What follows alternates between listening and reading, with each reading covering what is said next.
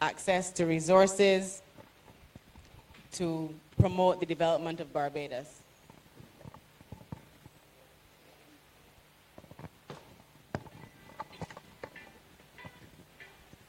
Hello. Yeah. So first of all, good evening to everyone. Good evening to the president. Is it president of the African Heritage Foundation? You were wondering why you were president of the African Heritage Foundation. It's executive, and of course Lisa Clark. I want to thank you for inviting us, the United Progressive Party, to speak to you today.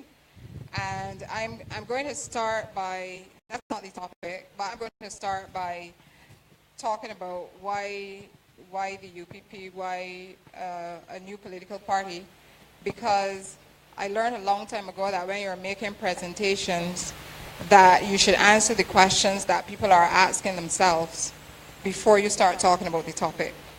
So I can anticipate that that's probably what you might be wondering.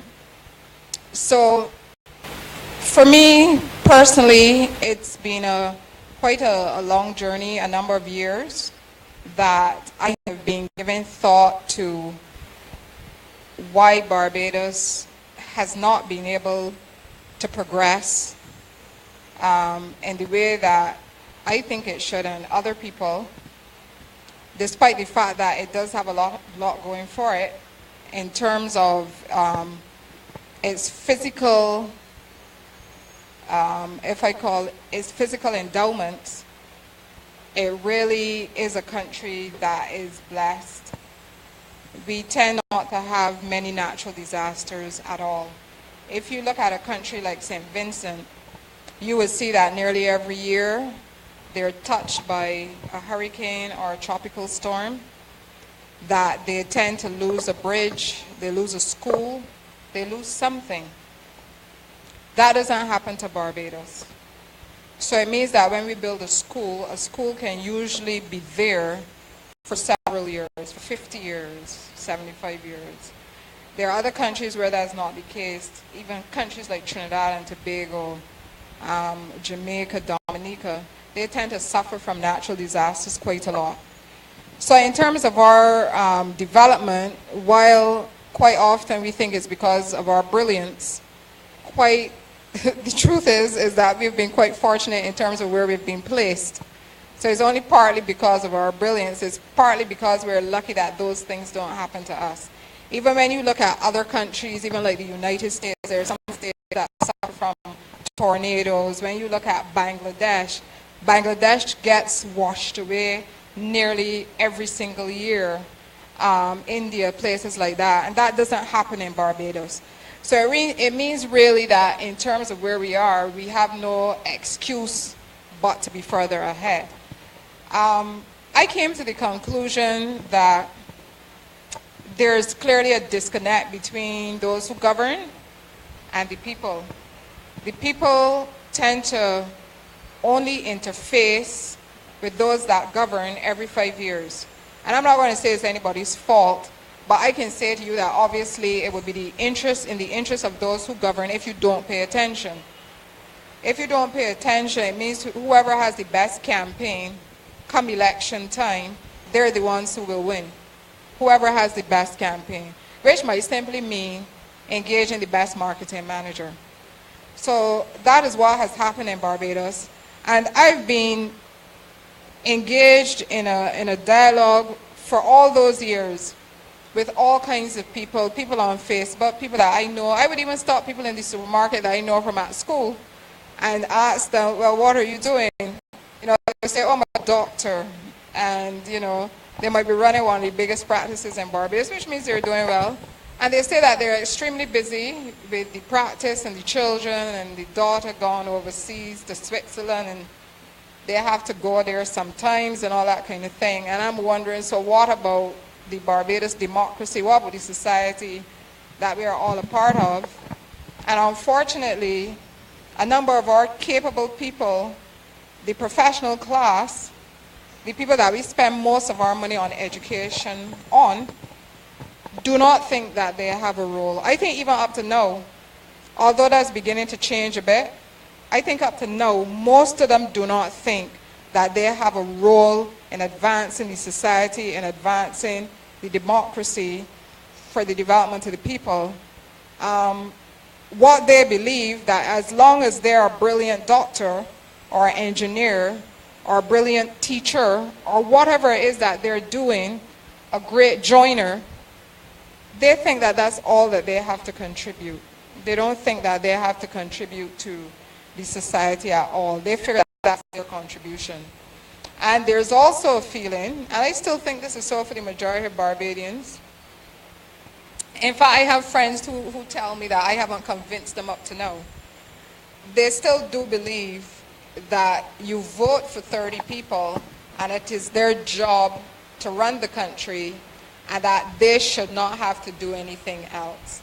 That basically they vote and they turn away to go back being a lawyer or whatever it is that they are, and that the government then is to run the country. Well, I don't think that's right. And I think that because we've had the disengagement of the people, that is why we are here.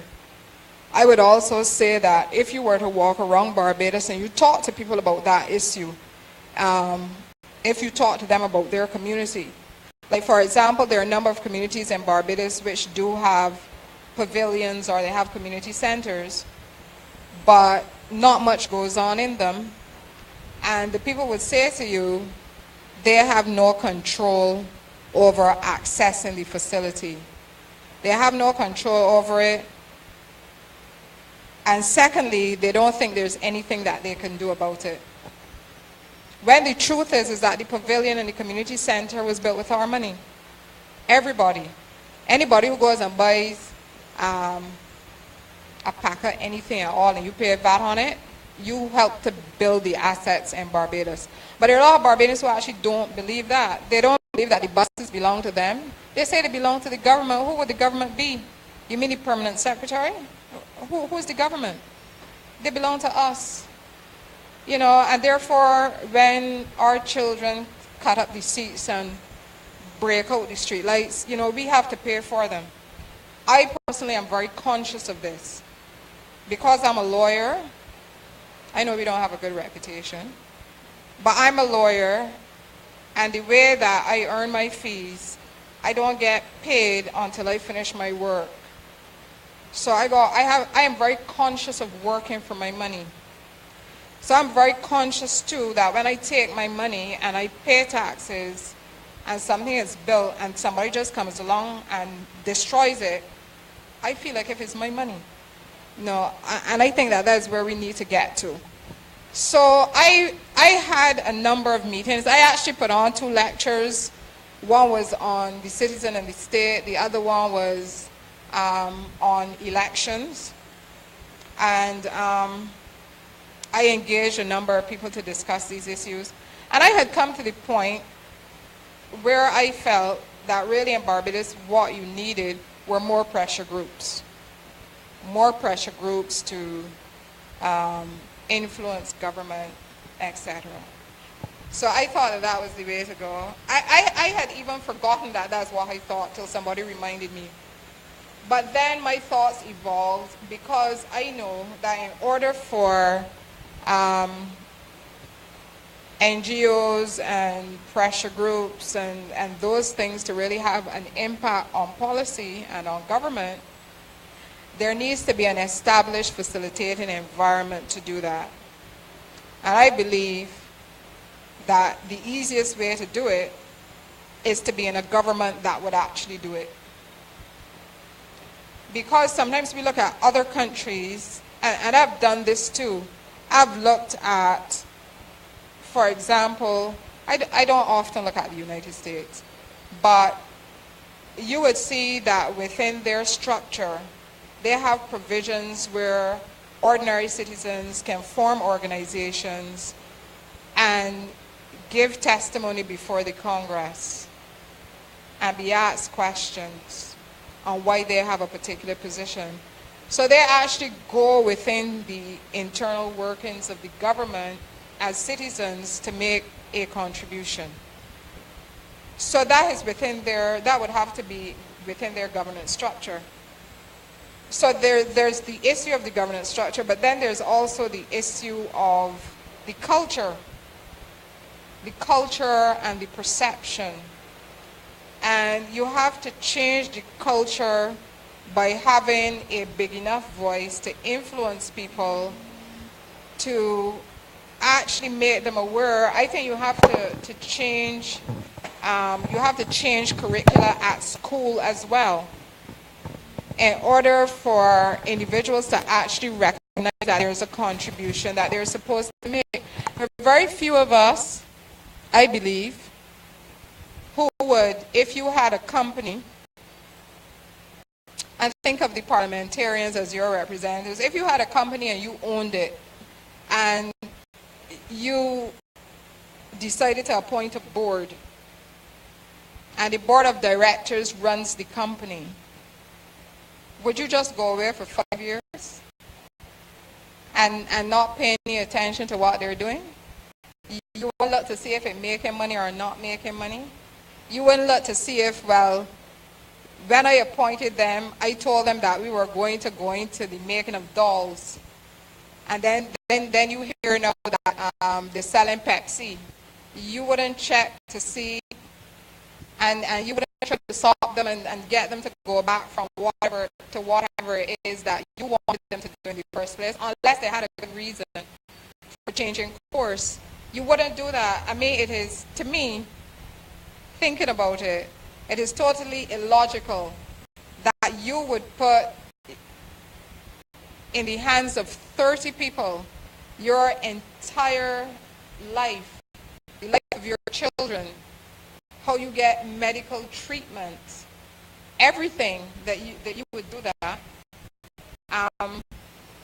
and not look back. It's not, if you think about it, it doesn't make any sense. You wouldn't do that. You wouldn't build a house, give somebody, tell somebody to be the caretaker of the house, and never look back at it to see if they burn it down, to see if the vagrants sleep in it. You just wouldn't do that. So my view is that you really have to change the governance structure, and that you have to create a dialogue, and you also have to address education in order to get Barbadians really involved in their democracy. Some people might say historically we were never involved, the majority were never involved, so that is a new thing. But if it's a new thing, it's something that we have to do. Because this is why you're getting there are so many people out there as we go around on canvas who say that they're not voting. They're not interested. They don't feel engaged. So there's an expectation that there will be a low voter turnout because people just feel that it doesn't make any sense. It doesn't make any sense what they think. And I think that we have to change that. Now, specifically, we're talking about NGOs or civil society organizations, grassroots organizations within the society. I would say at this point in time that in terms of forming such organizations, I don't know how many successful ones we've formed since like the 60s, the 50s and the 60s. So I have to commend the African Heritage Foundation for engaging in this effort. I have made an effort as well to start the Barbados Film and Video Association, and we're now 9 years old. So I hope that will go on, but that's more of a professional organization than necessarily a community organization. But when you think of the fact that really all of the major organizations which involve the citizens as opposed to the politicians, many of them were formed years ago. If you look at the political parties, if you look at the trade union movement, if you look at the credit union movement, the credit union movement was started in 1947. The credit union movement is a great success. Somehow we don't embrace it as being ours. We behave as though it's something out there. We behave as though it's something that the people of Barbados did not do. But it is. It is. And we should embrace it. When people say to us that we're not capable of running financial institutions, or we're not capable of working together, or we're not capable of being successful, we need to look at the credit union movement. Because the credit union movement was really started by just ordinary Barbadians. And when they started, they had a suitcase, not even a briefcase, I think it was a suitcase, that they used to walk around and collect the money from person to person. And you know, people entrusted them with the money, and I can't say that nothing bad ever happened in any of them. Maybe they did, because we're all human beings. But they are a success. They're great, resounding success. And I think that they're a success that all of our organizations should be talking about, really, and ensure that they stay as they were intended. But what I'm saying is that we seem to have moved away from coming together and forming organizations in our communities. When I was growing up, I don't know if it was just fashionable, but every community in Barbados had a youth group. Every single community had a youth group. And I think that we underestimated the value of them. Understand what you learn in a youth group. You learn to set it up. You learn to register it. So it means that at a very young age, you can have people interfacing with corporate affairs and intellectual property. They have to open bank accounts. So they learn how to open an account. They have to do the accounts of the organization, keep a tally on the money coming in, the money going out. They have to learn to set up fundraising activities. And these would then be people who are 15 years old, and they're learning how to do all of this. They learn how to convene meetings. They learn how to appoint a board. They learn how to appoint officers. They learn how to establish a disciplinary committee. They learn how to discipline their members. You can imagine that if a young person had all of these skills, then when they finish school and they walk into a business or whatever else, you understand the kind of knowledge that they would have. So it isn't just about youth groups coming together and playing cricket. It is managing the organization that they have started, managing it, keeping minutes, learning how to negotiate amongst themselves, whether they're going to play cricket all the time or whether they're going to play football, and giving each person an opportunity to speak and argue their own case.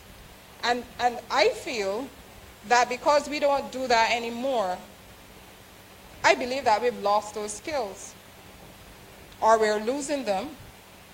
There are a number of people in Barbados in high positions who don't seem how to negotiate anything. If, for example, you're in an organization and you say, it doesn't make any sense holding the picnic in the hurricane season and every year the rain falls. And the other people say, but that is how it has always been. We should continue doing it that way. Usually the person that is turned down will walk away, be angry, say that the people in there ain't know what they're doing, go and bad talk the organization with the people outside, seek to undermine it simply because you made a suggestion and nobody agreed. But that is not how you negotiate. When they say no, you then speak to your colleagues outside of the meeting, phone each one of them. By the time the next meeting is convened, it is likely or possible that the president might even say, oh, John, you know that issue that you raised with us about the picnic? I think you're right. I've had an opportunity to think about it. That's how you negotiate. Or even when you go back, there might be 8 people now who disagree with you and 3 who agree. So you have 3 people with you now who can help to convince the others. But we seem not to know about that in Barbados. Organizations are often destroyed because the people who are in them walk around and say negative things about the organization. simply because they made a suggestion and everybody didn't agree. So it shows a level of immaturity in us. A level of immaturity, and you know, immature people really can't run big things like countries or run things like organizations. You know, you just can't be like that.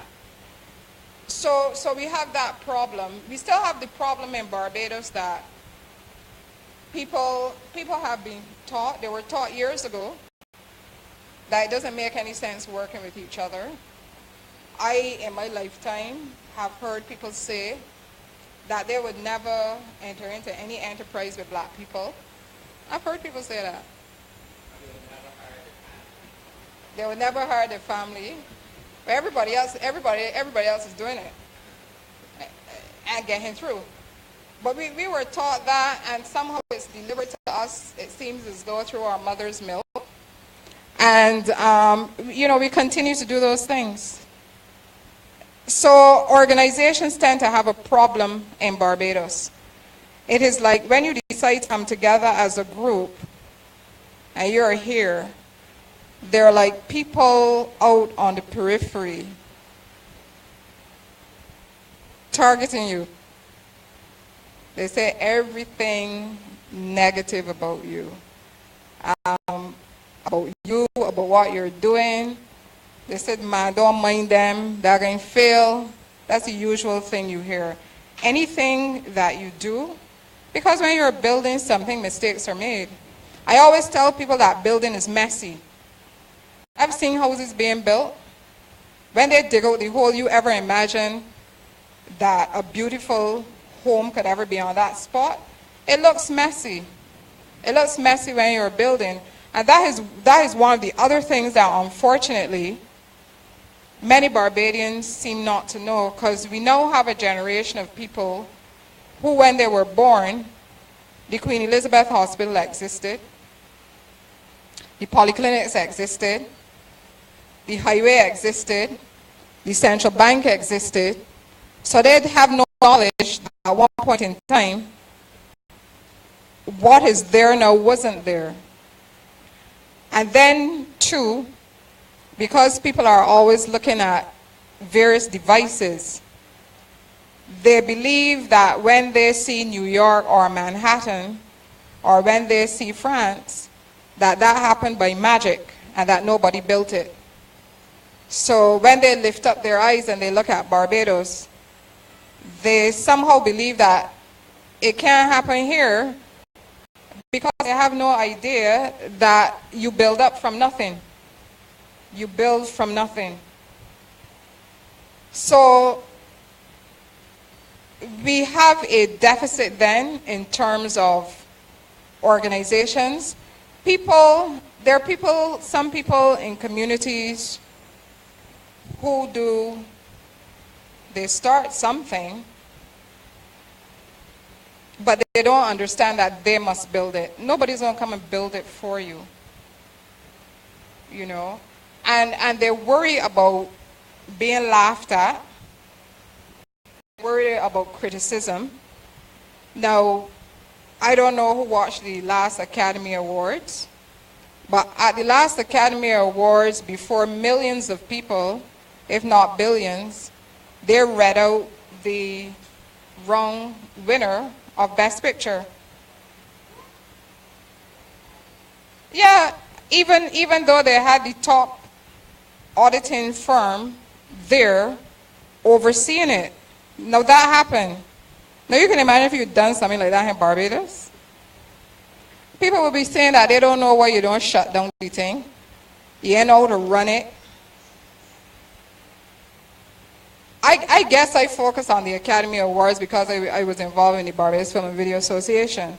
But if you read the history of the Academy Awards, which is 80-something years old or whatever it is, from the very beginning they were making mistakes. And they've been criticized throughout. But the next year they put it on.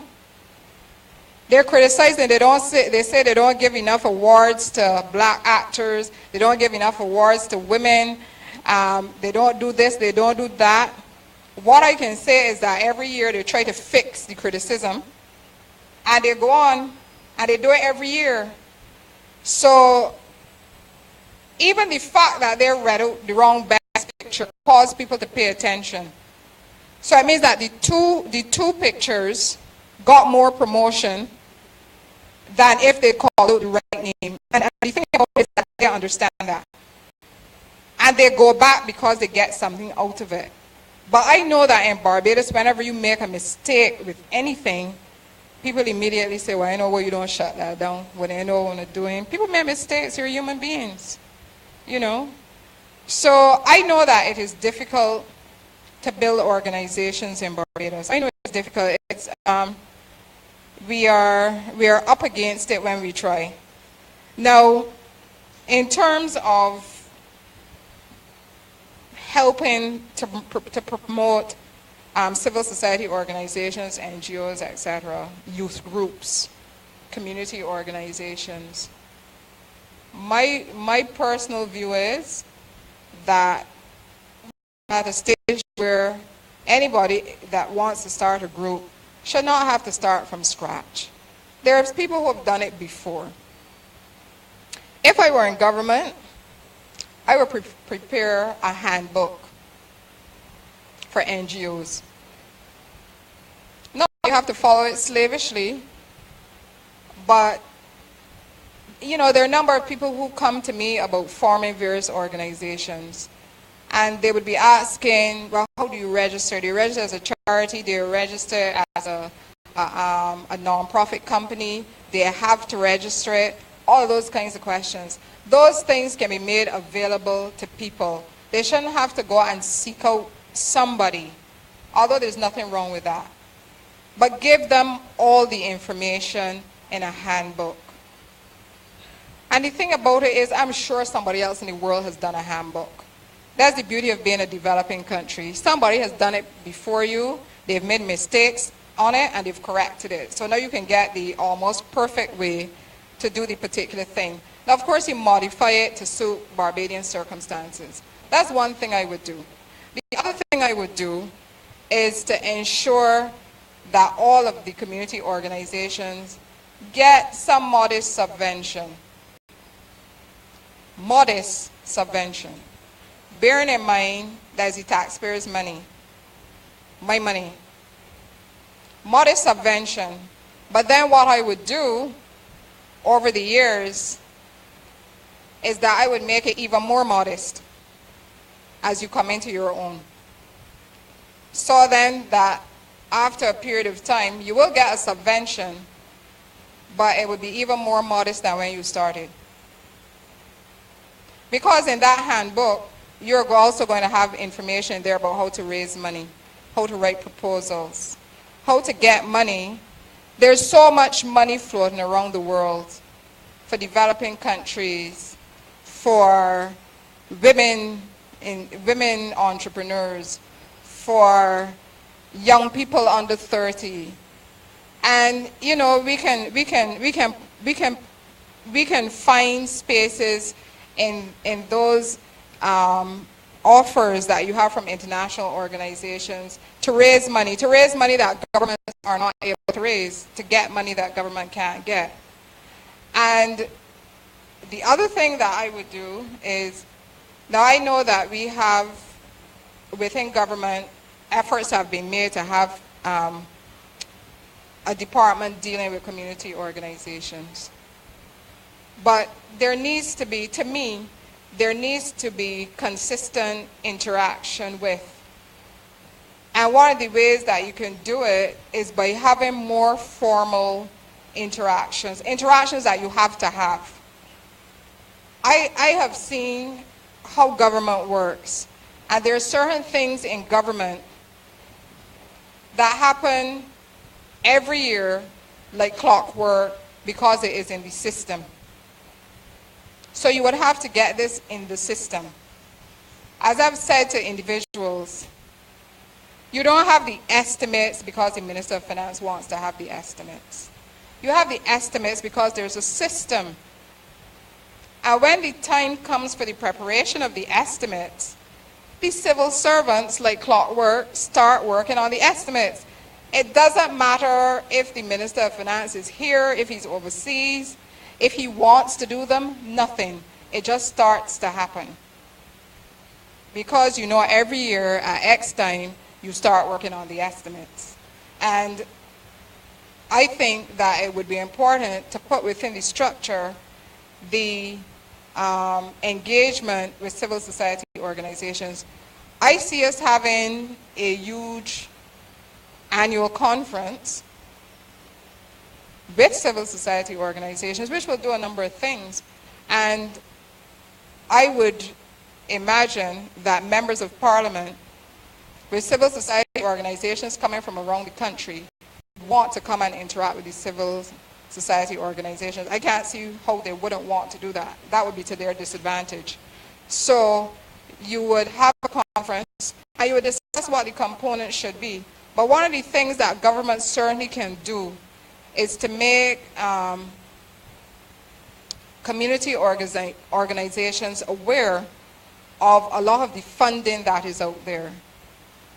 Because we have missions in New York, we have in Toronto, we have in Brussels, we have all over the place. And if there are opportunities for us, those opportunities should be fed back in to us here in Barbados.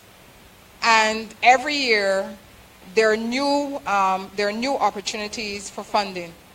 So that's one of the things that could be done. But it will also give the community organizations an opportunity to feed back in what is happening. Because I know that the people who built the pavilions and built the community centers, they did it with good intentions. But as you go around Barbados, the complaint is the same. They can't gain access to them. And you know, people might say, yes, we go and we open them every evening, but they're closed by 5 o'clock. 5 o'clock is when people are getting home from work. So if you're going to have a meeting of the little football team or netball, or somebody want to start a Bible reading club or whatever it is, you're going to be doing it after 5 o'clock. And it's closed. So, but somehow that isn't, so basically I drive around Barbados and I see my money sitting there, closed up, nobody using it. It's a waste of my money. I think we all should feel it's a waste of your money too. But those things have to be addressed. I also think that within Barbados, there's a lot of plant that just sits idle with nothing going on in it that we built. And then you would have community organizations running around trying to find somewhere to have a meeting. Why would that be? You know how many spaces we have in Barbados? I was in the Ministry of Commerce. We had a boardroom there where most of the time you're not having board meetings. It's there empty. National Insurance has a nice like theater style venue in there that was built into the National Insurance building. Most of the time the people in the National Insurance building are probably not having meetings that require that big facility. But there are other people in Barbados who would like to have one who can't find one, or if they need one, they'd have to go to the Hilton or something like that. Now, people would argue that you should pay something, but yeah, pay something, but let it be a heavily subsidized amount so that people can access these facilities. It really makes no sense, really, for them to be sitting there. And it isn't like you can organize it properly. I mean, anybody who wants to go to a building to sit to have a meeting, they're not going to mash up the chairs. They're not going to steal them. So I think that can be organized, but perhaps you need some kind of unit that would manage these things, because I think all of the government properties really should be better utilized. The other thing is that you drive around Barbados and you see all these buildings that are supposed to be owned by the government. They're in a state of disrepair, but they're owned by us. And I know that there are community organizations that would gladly, if government would allow them to use them, would gladly clean them up. and use them. And the thing about it is, if they were being used, they would not be in that state of disrepair. So all like now you have buildings that government is moving out of, and I'm just here hoping that they do something with them, because in the next 5 years or so, you will hear people say, oh, there's nothing you can do with it. You have to push down the building and build another one for $2 million or I don't know, $6 million or something like that. So one of the problems we end up having is that you can go to the United Kingdom and you can go into a building that is 500 years old, but we knock down ours and say we gotta build a new one. They're saying us that we gotta get out of that idea. The idea about buying new curtains and buying new tables every year and all that kind of thing, I hope that we don't do that anymore. The curtains that I have, I might not be a good example though, but the curtains that I have are the same ones that I had when my house was built. My house was built probably in around 2002, 3. I have the same ones. They look good to me.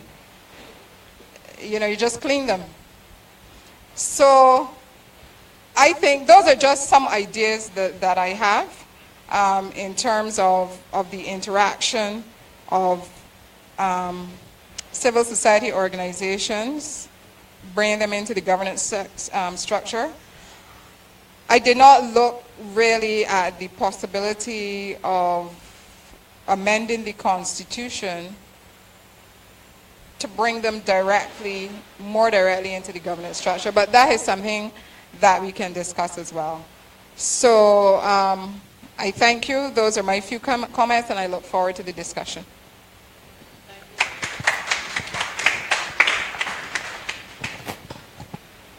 Thank you, Lynette.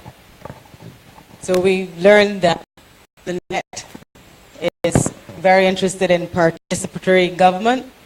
We sat with Lynette a few days ago, and she talked about drafting legislation and bringing stakeholders in to ensure that everyone has a say in what goes forward in the legislative system. We invite your comments.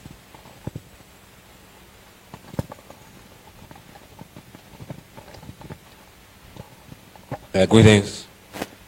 A couple of questions, a couple of things I want to say. Right, this is something that I've been very interested in a long time too. Right, we talk about the lack of organizations in communities. Right, would you be willing to go around Barbados and help form organizations?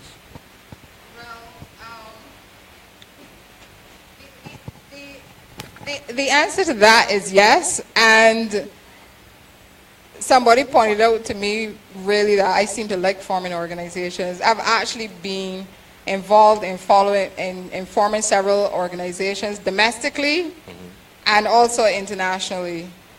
So it's actually something that I like doing. I actually enjoy doing it. I enjoy the building process. So you will forego elections this year and build. I mean, I believe that I can do both. No, but why I ask that, right? You say you go around Barbados and a lot of people say they ain't voting. Yeah. Right? I could bet that those who vote can mostly vote for the established parties already. Yeah. Right? But I guarantee that if you go around Barbados and you show the communities how to help themselves, when you join with other community leaders from these same communities, you got an unstoppable party, though. But right now, what you see is that a lot of, the NDP, Society for Mass Freedom and Democracy, PEP, all of these adopt the same strategy. Form a committee, form a political party, and put it to the people. Who is you? Right? I mean, the community want to know, well, what you going to do different? But you come with promises the same way. So I believe that if you actually do things in the community and get the community working with you, when you do form the political party based on the community, identify community leaders in the community. You don't have to be a lawyer that is part of the political party. You could train a good community practitioner to be a politician, but they have the community at heart already, right? But we got people that just want the power, so they will join in the political party to get the power. Everybody might not have the same interest in community as you. I don't know all the members of the UPP, right? But you seem sincere, but I don't know that all of your partners are the same way. At the moment, all of the ones that we have on board are sincere, and they actually do work in the community as well. But I take your point, and what we intend actually is to do both. We plan to work in the community, start working on our programs, also to contest the upcoming election, because the truth of the matter is that contesting the election is something that you can't theorize about. You have to do it. So our members who have never contested an election, they have to do it. Otherwise, by the time they reach the point that you're talking about, after they've worked in the communities, they still will be novices in terms of actually contesting an election. Well, I get that point, but at the same time, what's the reason for contesting the election, right? I believe that you want to bring about change, and we could bring more change by engaging the community, as you say, right, than just forming a political party, because there's no guarantee that the people can vote for the political party.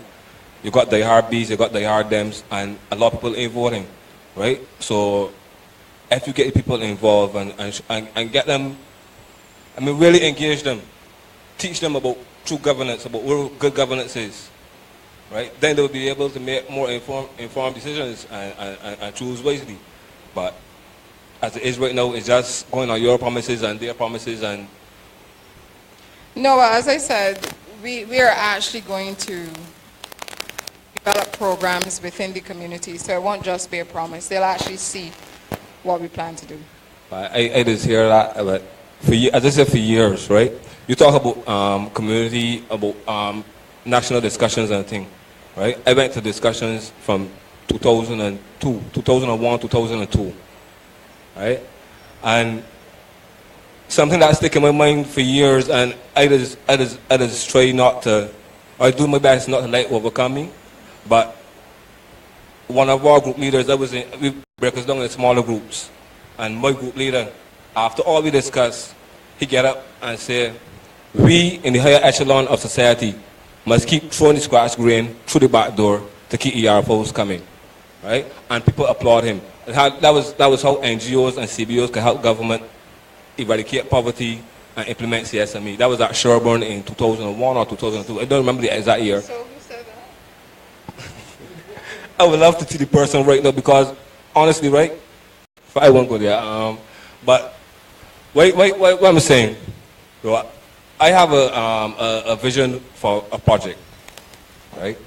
It's to change community development mainly from a volunteer initiative into a whole employment sector, where you employ people to do the right thing in the neighborhood, right? You have the community investing and involved in these programs. You have other groups, I think, whether it's sports, education, whatever the case may be, but two things that are common to most people: food and home. But if we target those things and we engage communities to take care of these things and live a better life, I believe you'll get a better following when it comes to the political.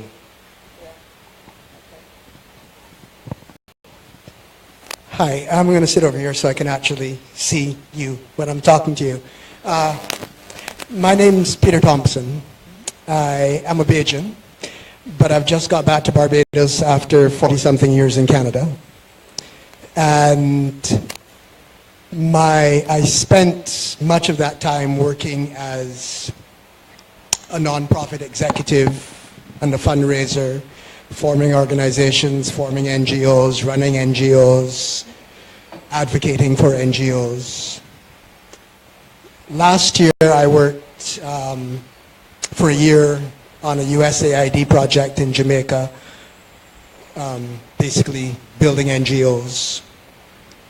And so I've come back to Barbados because I ran away from here as a young man, and as an old man, I'm feeling a little guilty.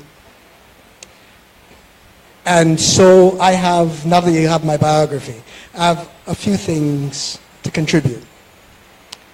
You mentioned, Lynette, that if you were in government, you'd write a manual for establishing NGOs. Why wait? Why don't we write a manual for establishing NGOs? It is not something that takes government resources. It is something we can get together and do. When I got back here, I, started looking around, attending meetings like this one, just trying to reconnect myself to Bajans and the Bajan community. And I heard about Bangle, which seems to have died with its champion. We need an organization which can coordinate the actions of NGOs across the sector, and we don't have the luxury of waiting for government to do it. We just need to do it. You mentioned perhaps changing the Constitution so that non-governmental organizations and community organizations have a formal role. I'm a big fan of that, but again, I don't like waiting. The social partnership is unions, the private sector, and government, no NGOs. After we have a strong and vibrant sector-wide non-governmental organization body, we should be there at the table as well. Even at the beginning, if it is only as one more organization in the private sector organization. And we can grow it from there. I'm 60 years old. I'm in a hurry. And I want to see change. And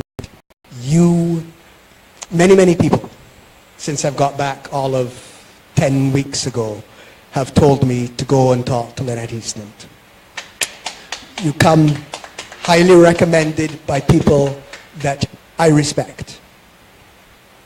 But I understand that the UPP has its own logic, and I don't at all imagine that I am going to deflect you from that path, and I'm not going to try. But I think that we can add capacity to you, and that you can help us do some of these little side projects, like forming organizations. I think a good start is to do the handbook so that when we go around Barbados forming organizations, we have something to leave in their hand. If we can't afford to photocopy it, we can put it online. I mean, there are really cost-effective ways of organizing through our little devices that distract us all the time. And so I want to say that I really appreciate your efforts. I really am glad that you're talking to the communities across the island in venues like this, but I would like to encourage you. No, I know you're realistic, and I know that you don't expect to form a government in 2018. I hope that you have a member in Parliament in 2018. I think that would be a big victory.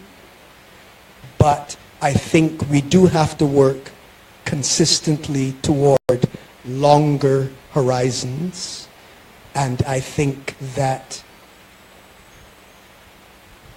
people in venues like this can help you very effectively pursue those longer horizon goals. Thank you, Peter. I agree with what you said. We need to start now. We actually have a number of organizations that have already been formed. We don't necessarily need to form more. We need to look at the ones we do have and look at how we can add capacity therein. A number of the people in this room are members of organizations already. Sorry, you had a question or a comment? Okay. But I think that we need to look at what we have now and see how we can build those first. Okay. Just a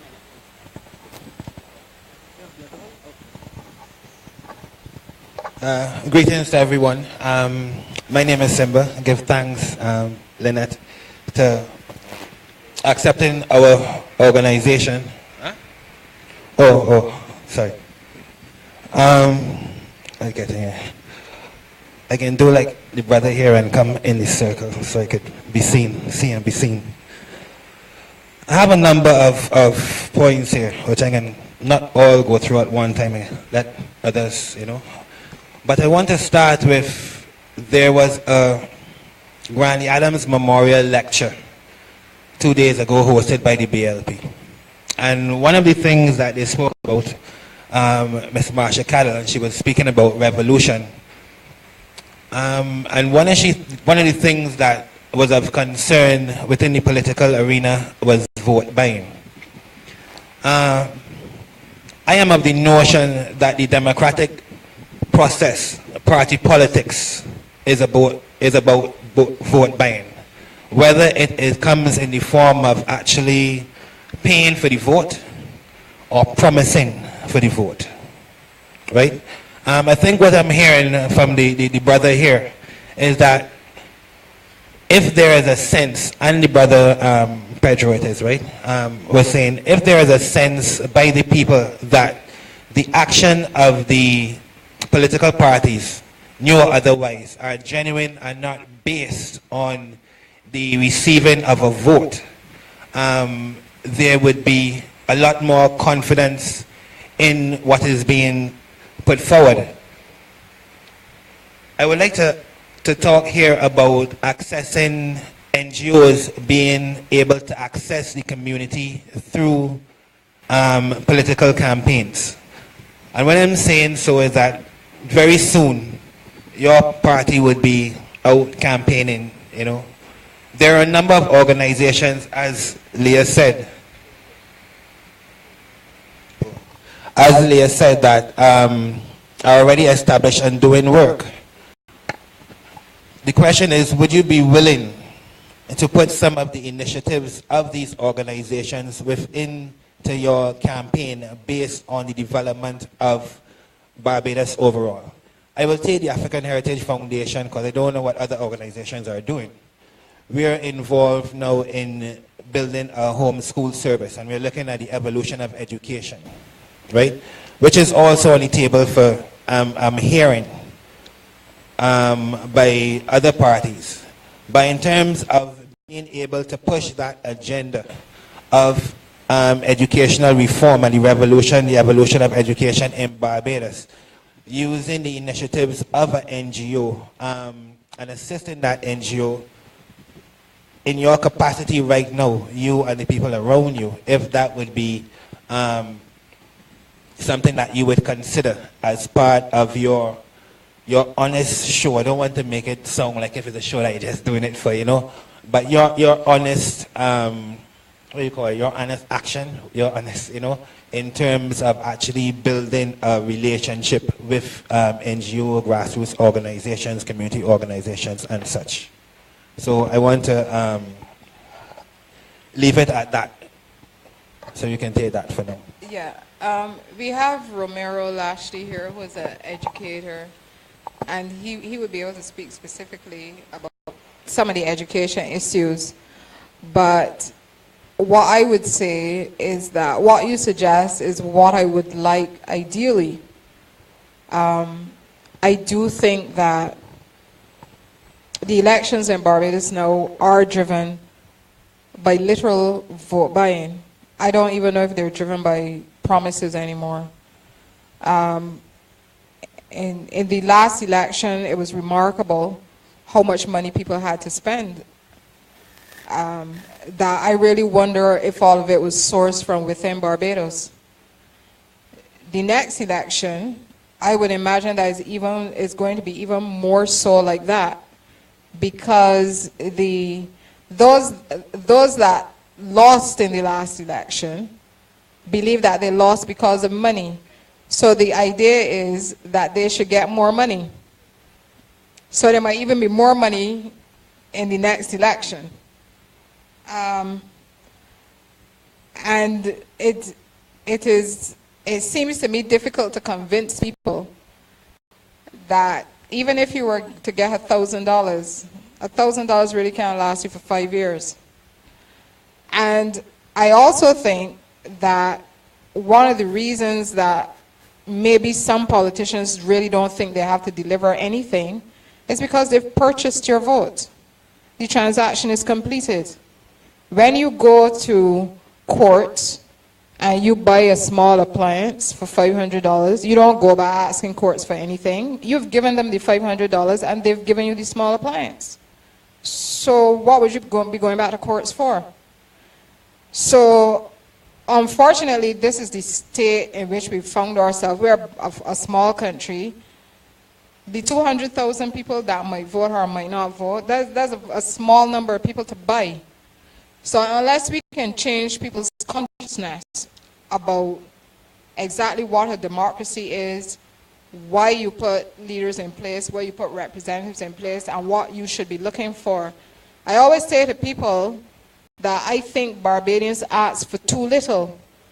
People say that they ask for a lot, but I think they ask for too little in terms of what politicians actually provide. Because take, for example, when you're canvassing,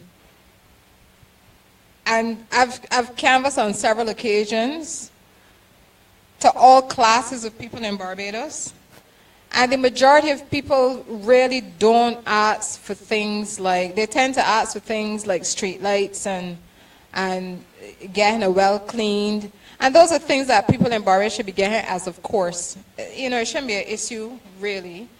But those are the things that people tend to ask for. Nobody has ever asked me about a Freedom of Information Act. Because the truth is, if you don't have the information, you really can't engage.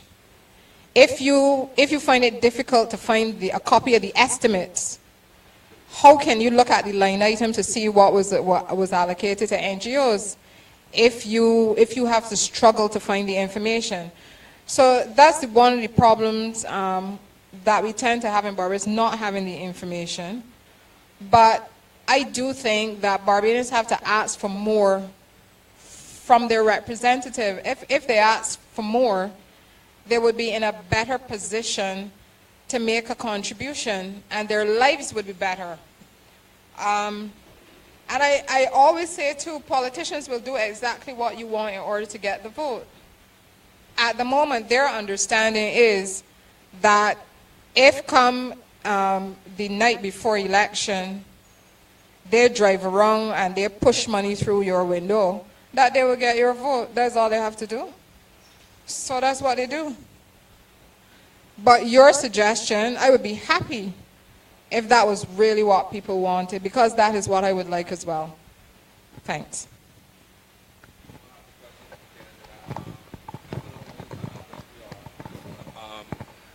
As an NGO, is there repercussions of aligning yourself with a political party in terms of the international funding agencies and everything? In terms of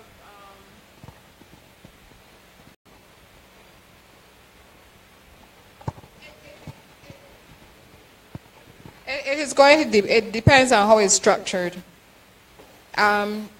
If the organization is if you have a legal relationship, or if you have an event and it is a political event and you participate in it as the NGO, you might have a problem. The individual members have freedom of association under the Constitution, so they can do what they like. Yeah. The NGO itself, if there's a political event and you participate in it officially as the NGO, there might be a difficulty with that, I think, from international organizations. Yes. Welcome back. You said Peter? Yeah, welcome back to BIM. I'm happy to have you come back and bring with you the benefits of things you've learned and perhaps even things you've earned to our country. And we regret that we've had to have so many of our scholars go abroad and find a footing there. And we hope that we can change things in Barbados, that more of our scholars can stay here and find a footing here. And our brother, you mentioned the matter of sincerity and so on. You're hoping in a sense that UPP is not just another one of them. And I remember years ago, not so many years ago, because the present Minister of Education was new to the office at that time. And he had set up a number of town hall meetings, all in about 5 or 6 different parts of Barbados. He traveled, holding town hall meetings. I remember going to these town hall meetings and hearing people bring out their feelings of what they want to change in education and so forth. And you got an impression that okay, here's a person who's interested in hearing from the people. And I can't say that over the years, I've seen those suggestions come to life. I think it was just a political gimmick to give people an impression of hearing from them. And like you, I feel the same frustration in politicians on both sides, going through a gimmickry. Some of them are sincere, but not enough of them. And like you, many of us in this party have felt that frustration and have therefore presented ourselves to form this new party. Not because we want to be like them, because if we want to be like them, we have to choose some already. But because we want to bring something different to Barbados, a new brand of politics. So I feel like you feel, I want something different. And rather than sit down and wait for Lynette or somebody to bring something different, I want to be part of it. And I want to challenge you all to be a part of it. So that we are not just hearing you speak to hear you speak. We hear you speak because we don't believe in top-down management. We want the manifesto to reflect what you feel and what you want. So that you will see in its pages things that we have gathered from meetings such as this that we want to implement.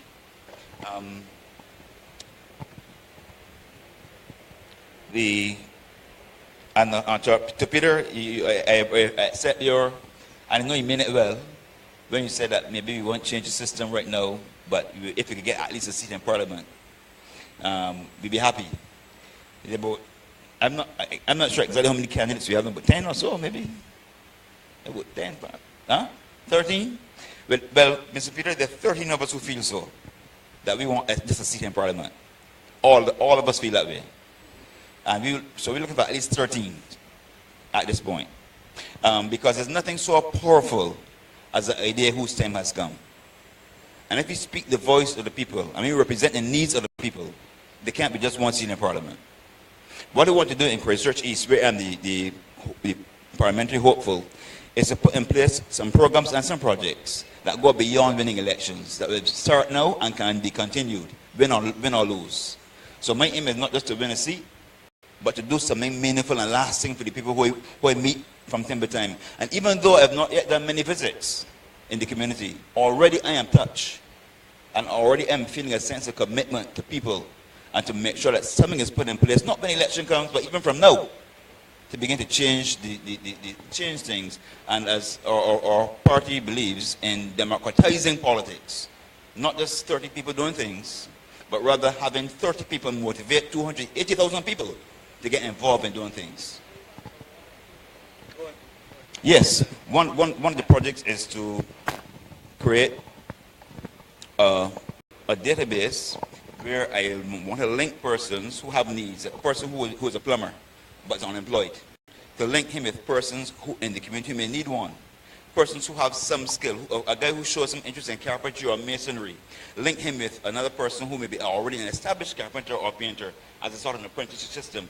Already spoke, even on Friday, I spoke with a young entrepreneur who over 3 years has built himself up selling cookies at a strong little business. And I asked him already, would you be willing to come to Christchurch East and speak to some youngsters I met just the other day who have interest but not have the experience? And he said yes. And his is for him only. I think there are many entrepreneurs who are willing to take a little time to spend with youngsters and help them get off the streets and bring their dreams to fruition. So we are intending to do something and change the landscape, not just talk about it, but we are committed to this.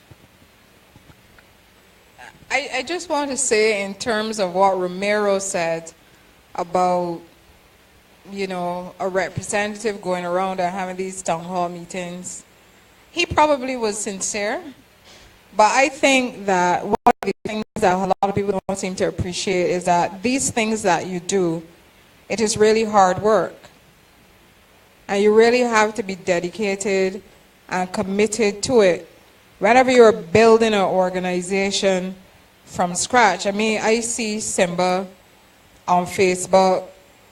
When he's promoting something, he probably posts it in 50 groups. All of that takes time. People take it for granted. When we started the Barbados Film and Video Association, even in terms of having a Facebook group or a page, I used to post in that group 3 times a day for I don't know how many years, till we reach the stage where I don't have to post in it anymore because other people have found it. But those are the things you have to do. You know, people would be saying, oh, I woke up last night to edit at 4 o'clock and I realized that Lynette was on Facebook doing something with the Barbados Film and Video Association. So in addition to trying to earn a living, I was doing that. So it required me to be up at 4 o'clock in the morning. Now when people look at politicians, and when the political season comes, it's like a big fete. So the person who can go on the platform and talk pretty, say funny things about people to make people laugh, people vote for that person. But when you get into government, it's not a joke. You actually have to work hard. You sit behind a desk and there are files that come to you. And you have to engage with the public if you're going to get it right. You have to sit down at a desk with people or at a conference table and go through the legislation if you really want to get it right. Now, the people who aren't going to do that, they are never going to be a good representative for you. But somehow people get carried away by all of that nonsense and then complain when work isn't done. It is hard work. It's hard work. It's not just talking on a political platform and buying drinks in a shop. I'm sorry, but it isn't that. So really, if people are going to be serious about who represent them, you have to look to see if the person has a track record of work. Have they built anything? Have they built anything at all? It can't just be about talking. And for some reason in Barbados, now we don't do it with a doctor. If you got a medical problem, you don't choose a doctor because you see down by the beach and y'all talk about cricket and it was a nice line. You start asking people about, you know anybody that you know anybody that this doctor performs surgery on? He's any good? And you ask that question to people because you